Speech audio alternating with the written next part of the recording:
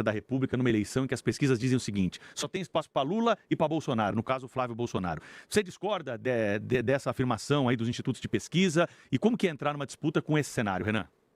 Na verdade, eu concordo com os institutos de pesquisa no sentido de que dá para derrotar os dois. A última pesquisa do Real Time Big Data mostra que 40% dos eleitores estão procurando alguém para além de Lula e Flávio Bolsonaro. E, inclusive, né, nesse setor, desses 40%, eu lidero com 26% da preferência. Na pesquisa Atlas, posso cravar, até o fim do mês eu devo vir com pelo menos 10%, 9 a 10%, deixando para trás os outros dois convidados aqui do programa, Ronaldo Caiado e Romeu Zema. E eu vou retirar o Flávio do segundo turno e vou derrotar o Lula no segundo turno por uma razão muito clara. O antipetismo, que é quem a família Bolsonaro pegou os votos ao longo aí dos últimos 8, 10 anos praticamente, o antipetismo é uma força política na sociedade brasileira que está cansada. E está cansado porque ele não se realizou através da família Bolsonaro. Eles chegaram no poder, não entregaram. Hoje tem um filho, que é o Flávio, que é um corrupto, desculpa falar nesses termos aqui, é um sujeito envolvido em todos, ele não pode ver um escândalo de corrupção que ele mergulha no escândalo. E essas pessoas não se veem como parte desse sistema de valores. Então, onde eu ando, em que deveria haver apoio ao Flávio, não existe. Eu fui em Santa Catarina, não tem apoio ao Flávio. Os caras estão tendo que, eu apoio, sabe, tapar o nariz e apoiar. Então, pois bem, eu não tenho escândalo de corrupção, eu tenho um plano de governo e eu quero representar essas pessoas.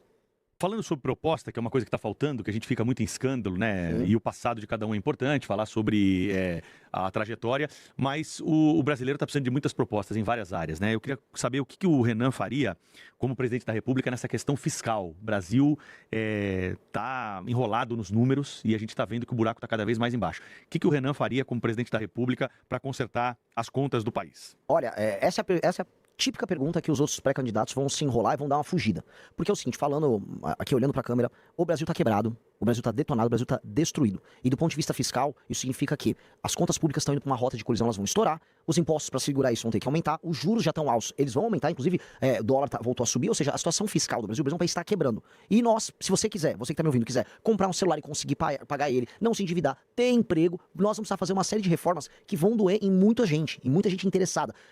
Grandes empresários que querem renúncias fiscais, mas nós vamos precisar mexer, por exemplo, em outra reforma da Previdência, nós vamos ter que fazer uma coisa que é difícil de explicar aqui pro público, mas chama-se desindexação de certos gastos. Nenhum candidato vai falar isso, porque eles querem seu voto. Eu não vou mentir, eu não sou estelionatário, então eu vou falar pra vocês, eu vou ter que desindexar os gastos do BPC, ou seja, o reajuste deles não vai ser feito através da base do salário mínimo, do aumento do salário mínimo, mesma coisa com a própria aposentadoria, eu vou cortar todos os privilégios possíveis do judiciário, fazer isso vai me liberar um espaço fiscal de 200, 250 bilhões por ano. É isso que um presidente precisa fazer. A única coisa séria que um presidente precisa fazer, assim, na transição de mandato dele. Todos os outros não vão falar isso, porque isso tira voto. Mas eu tô aqui pra falar a real. E eu voltando até, linkando com a pergunta anterior. É por isso que eu vou ganhar.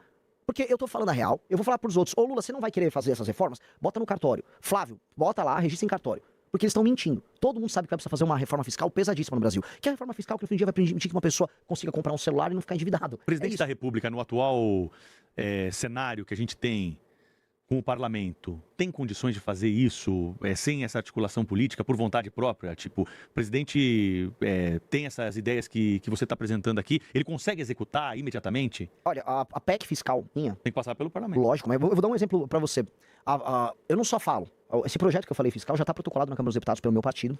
A gente já tem coisa de 70 e 80 assinaturas coletadas junto ao parlamento. E a ideia é eu conseguir o número necessário já para botar em tramitação. Eu quero passar essa reforma na transição. É uma reforma que economiza 3,3 trilhões de reais em 10 anos. E aí a gente não vai ficar tendo que discutir todas as vezes nos programas políticos aqui a questão fiscal. É pra gente resolver de vez. E se eu venci, vamos colocar em perspectiva, se eu ganhei a eleição vindo de um partido que tem 6, 7 meses de idade, significa que eu fui um fenômeno eleitoral. Sendo um fenômeno eleitoral, o espírito do tempo no Congresso, ele vai estar sendo pautado por mim e por essa agenda. Então eu não terei tanta dificuldade, pelo menos no início. Depois, a gente sabe que o Congresso vai fazer o necessário pra querer, né, me botar uma faca no meu pescoço pra querer grana, que é isso que o Congresso quer. Só que aí eu tenho que trabalhar com relação de forças de uma maneira... Precisa mudar esse esquema das emendas na tua avaliação? Com certeza. E como faz pra mudar isso? Tem que mudar o sistema político brasileiro. E o sistema político brasileiro parte da base. Eu não quero, assim, me estender que essa história é fascinante. Eu rodei o Brasil, rodei o Maranhão, rodei cidades do interior do Nordeste, cidades que nem sequer deveriam existir do ponto de vista institucional. São cidades que apenas vivem de receber dinheiro do governo federal. E como é que rola a vida política lá? A emenda do deputado vem, o prefeito ele opera a emenda, desvia um dinheirinho pra comprar voto na eleição, o outro ele faz um show com o Wesley Safadão ou com algum cantor pra poder, né, amealhar o apoio da população. O deputado ganha em cima disso. Nós vamos mudar todo esse sistema. A gente vai fundir as cidades pequenas. Nós precisamos, porque as cidades estão quebradas, e nós vamos fazer uma reforma, que eu chamo de lei de responsabilidade gerencial, que vai condicionar o recebimento das emendas por parte do município, e inclusive o fundo partidário e o fundo eleitoral para os partidos, mediante desempenhos de gestão. Então, se um prefeito ele tem um bom resultado em educação e saúde, ele ganha pontos. Esses pontos autorizam o município a ganhar emenda. Se ele não faz isso, ele não recebe emenda. E aí o município dele tem que se fundir com o município ao lado. E o partido dele tem o fundo partidário e o fundo eleitoral condicionado, veja só, ao desempenho dos prefeitos que estão filiados naquele partido. Portanto, quanto melhor for um prefeito, mais dinheiro o partido tem. Quanto pior o prefeito, pior, menos dinheiro o partido tem. E menos emenda o deputado pode usar. Então a gente faz uma revolução mudando os sistemas de incentivo. Pelo seu cálculo, nós temos 5.000 municípios no Brasil. 5.570. Cairíamos para quanto, assim? Teria que cair para pelo menos, para a gente racionalizar, tem um estudo da Universidade Federal da Paraíba que vai nessa linha, para coisa de 2.300. Pela metade, quase. Porque a maior parte dos municípios... Agora é uma briga política imensa, né? Você vai lutar contra todo mundo, pô. Mas... E aí é PT, é PL, MDB, Centrão, União Brasil, todo mundo tem prefeituras. Todo mundo tem prefeituras, mas todos sabem, eu inclusive fui agora na Marcha Nacional dos Prefeitos, que não tá dando pra pagar essa conta. Sim, é uma irracionalidade. E tem um problema, o Centrão, ele é um carrapato. Esses políticos que você estava citando, eles são carrapatos. O carrapato, o máximo de consciência que ele tem, assim, o boi não pode morrer. E o carrapato percebeu que o boi tá morrendo. Então, eles, pode reparar que em vários momentos da história recente do Brasil, chega um momento de colapso, aí eles participam das reformas. O governo Temer foi isso, aconteceu em alguma medida no governo Itamar Franco, no próprio FHC, até no governo do Collor teve. Então, o carrapato, que são esses caras, já estão vendo, olha, a gente tá sugando demais, vai ter que fazer alguma coisa pro bicho não morrer. Pois bem, o boi Brasil tá morrendo, ele morre em 2027. Então eles vão ter que participar de um conjunto de reformas. O que é minha pré-candidatura? É a versão mais radical dessas reformas. É a reforma mais agressiva pra gente resolver o Brasil. Se a pessoa quiser viver num país sério, vai ter que fazer essas reformas que eu tô falando. E eu vou ter que convencer as pessoas e os políticos. Mais ou menos o que o Milei tá fazendo na Argentina. Exatamente. Porque, assim, o Milei alertou a gente. O Milei fez mais ou menos o que eu tô fazendo aqui. Ele foi na televisão, foi nas rádios, ele avisou, a Argentina tá quebrada. Eu tô lembrando, por isso que fiz a pergunta. Porque ele falou, a Argentina tá quebrada, não vai dar pra a Argentina ficar assim. Galera, vamos acordar. Aí os argentinos, a gente tá quebrado mesmo.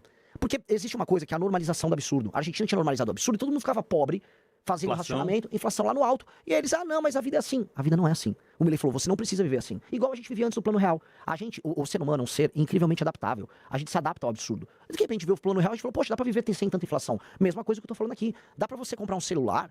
E eu falei assim, minhas ambições são muito grandes e ao mesmo tempo são muito simples. Sabe qual é o sonho de um Brasil perfeito no meu primeiro ano? Você conseguir comprar um celular. Você não se endividar pra comprar um celular, e aí você vai andar na rua e ninguém vai roubar ele. Se você conseguir cumprir esse ciclo de comprar um celular sem se endividar e conseguir ir na rua e ninguém te roubar, nossa, já foi uma revolução.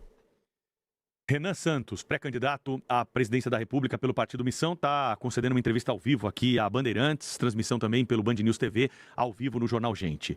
INSS, pergunta que chega todos os dias aqui para a emissora, de pessoas que estão na fila, que tem gente que ainda não conseguiu ainda reaver aqueles valores descontados indevidamente. Como reduzir a fila do INSS, Renan?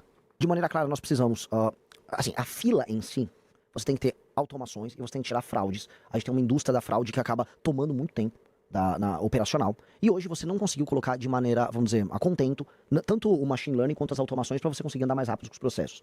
Você também citou agora, vamos dizer, descontos e o escândalo do INSS é um pouco sobre isso, é muito sobre isso, né? Os descontos e as fraudes, os crimes. Pois bem, há um elemento que impacta aí, que são a exploração indevida do idoso através das redes sociais. O escândalo do INSS, em grande medida, envolve pessoas idosas que recebem ligações e que recebem mensagens e que acabam caindo em fraudes e elas não sabem, não tem a matemática financeira, o básico do entendimento do que eu contraí um empréstimo, tô te dando 10 mil reais, só que eu vou te descontar com juros, sei lá, de 6% ao mês, como houve alguns casos.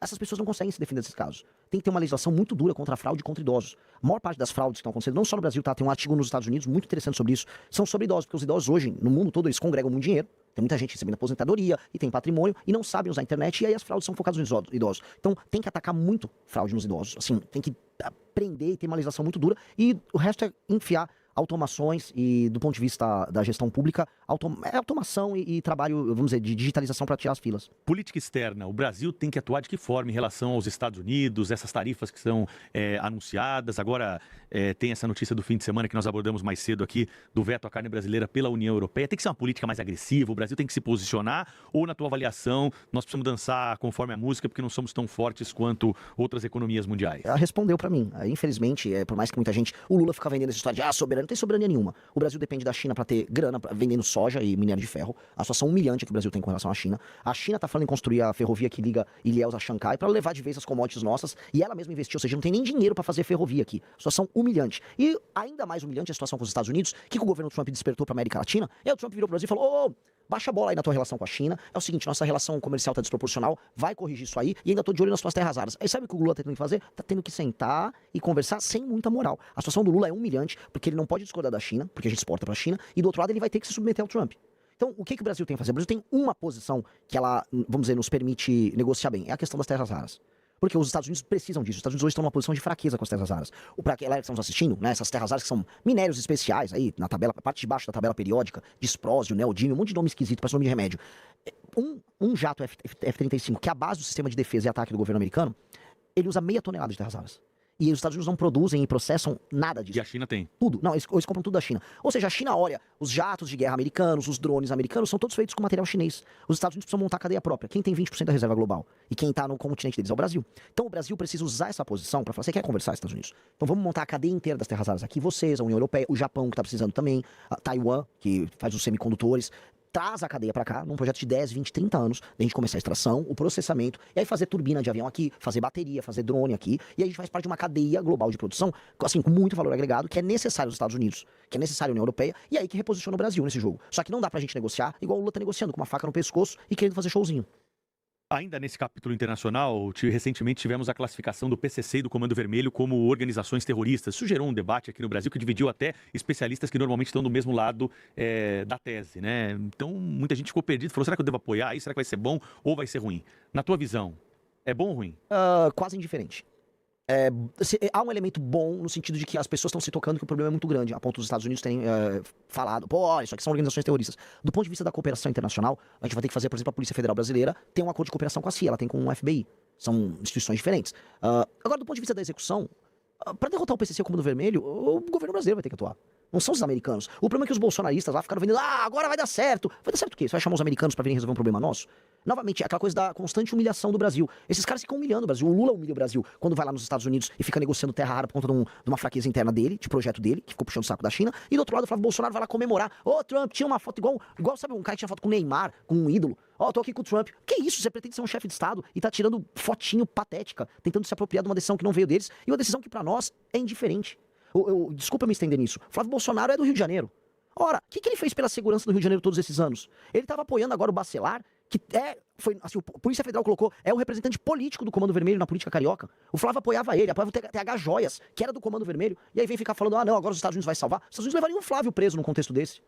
Renan, ainda sobre segurança pública, acho que é um dos assuntos que hoje mais incomodam, né, a população. A gente noticia aqui, terrível, essa situação que vivemos. Muitos lugares do Brasil não podemos andar com o celular na mão, temos que tirar a aliança quando vamos sair de casa para evitar algum susto maior.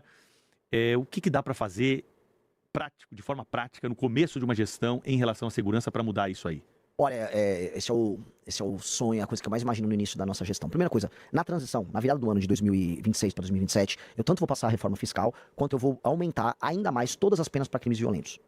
Por quê? Aumentando todas as penas para crimes violentos e tratando, vamos fazer um enquadramento nosso, não americano, como inimigos, né, que é um conceito do direito de um autor alemão que chama Günther Jacobs. Direito penal do inimigo. Famoso direito penal do inimigo. Eu vou enquadrá-los de maneira diferente para que a pessoa que faz parte de uma facção perca, por exemplo, a presunção de inocência. Então, se você tá aqui em São Paulo, a gente tem o Smart Sampa. O que é o Smart Sampa? É um sistema de câmeras. Se um sujeito que está enquadrado como membro do PCC, não importa se ele é contador do PCC e trabalha na Faria Lima, ou se ele é um vapor, ou ele é um cara que anda com metralhadora em Paraisópolis, se a câmera pegou, a polícia já pode ir lá pegar ele na hora. Ele não tem presunção de inocência, é inafiançável, não tem progressão de pena, ele já vai pra cadeia na hora. Então, com isso, o Estado fica armado, do ponto de vista institucional, para fazer o que eu quero fazer. O que eu quero fazer? No dia 5 de janeiro eu tomo posse. Dia 6 de janeiro eu tô em Santa Quitéria, no Ceará, e eu vou começar a colocar em estado de defesa, que é tipo uma GLO, só que com algumas, vamos dizer, características a mais, certas cidades, bairros ao redor do Brasil que estão tomados pelo crime organizado. Não é botar o Brasil em estado de defesa, é botar esses lugares para que a polícia, junto com o governo federal, entre, prenda todas essas figuras, liberte as pessoas que moram ali e a gente começa a retomar o território nacional. E aí, a gente vai fazer uma limpa que a gente nunca viu. Eu preciso fazer, senão eu falhei como presidente, no final do primeiro ano a pessoa se sentir segura para andar com o celular no meio da rua e todos os bairros brasileiros estarem livres do crime organizado. Se eu fizer isso, aí eu entro na fase 2 do meu governo, que é a desfavelização do país. É mais ou menos que o Bukele fez lá em El Salvador? É muito parecido com o que o Bukele fez. A questão é que é em uma escala muito maior. El Salvador é como se fosse um bairro em São Paulo. E a Constituição brasileira? Vai ter gente que vai falar que as garantias não estão preservadas aí. Não, porque o direito penal do inimigo, ele é perfeitamente compatível com a Constituição brasileira, com os princípios constitucionais que estão, por exemplo, colocados ali como cláusula pétrea. Uhum. E existem distinções já no direito penal nosso. Então, não há um problema em receber não só o direito penal do inimigo, como em aumentar penas. A questão toda que nós temos é um problema de execução das políticas públicas.